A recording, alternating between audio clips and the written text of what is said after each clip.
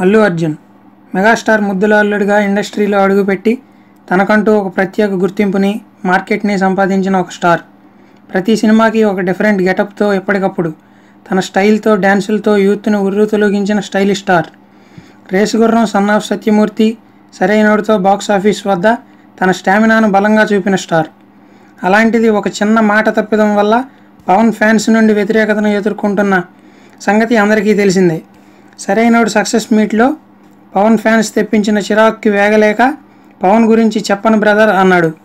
అది ఒక sensation create చేసి పవన్ ఫ్యాన్స్ అల్లు అర్జున్పై సోషల్ మీడియాలో దాన్ని ఒక ట్రెండ్ చేసి అల్లాడించారు. దానికి అల్లు అర్జున్ ఒక మనసు ఆడియో ఫంక్షన్లో వివరణ ఇచ్చినా పవన్ ఫ్యాన్స్ తగ్గలేదు. దానికి ప్రతిరూపంగా ఎప్పుడు బన్నీపై తమ ప్రభావం చూపుదామా అన్నట్లుగా ఉన్నారు. దానికి సమయం వచ్చేసింది అన్నట్లుగా ఈరోజు విడుదలైన డీజే టీజర్ దొరికింది పవన్ ఫ్యాన్స్కి. దొరికిందే సందు అన్నట్లుగా డిస్లైక్ కొట్టి తమ ప్రతాపాన్ని చూపిస్తున్నారు. డీజే అంటే డిస్లైక్ జగన్నాథం అని కామెంట్స్ పెట్టి మరీ తమ కసి తీర్చుకుంటున్నారు. కానీ ఇది ఎంతవరకు సబబో ఒక్కసారి ఫ్యాన్స్ ఆలోచించండి. పవన్ ఒక గొప్ప వ్యక్తి. అలాంటి పవన్ గొప్పదనం గురించి అల్లు అర్జున్ ఎన్నిసార్లు తన అభిప్రాయాన్ని వెలిబుచ్చాడో కూడా పవన్ ఫ్యాన్స్కి తెలిసి ఉంటుంది. నిజంగా కొంతమంది ఫ్యాన్స్ తెప్పించిన చిరాక్కి పవన్ గురించి చెప్పను బ్రదర్ అన్నాడు. అంతేగాని పవన్ గురించి ఏం తక్కువ చేసి మాట్లాడింది లేదు. ఆ తర్వాత ఒక మనసు ఫంక్షన్లో కూడా వివరణ ఇచ్చిన ఫ్యాన్స్ తగ్గలేదు. అంటే పవన్ గురించి చెప్తేనే పవన్ గొప్ప వ్యక్తా లేకపోతే కాదా?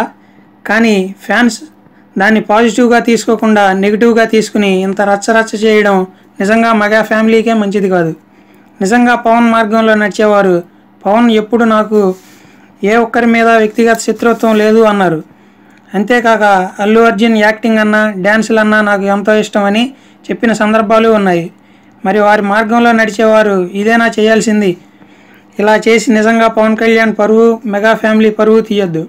నిజంగా టాలెంట్ ఉంటే ఇలాంటివి ఎవరికైనా తుచ్చమైనవే ఓ మెగా అభిమాని.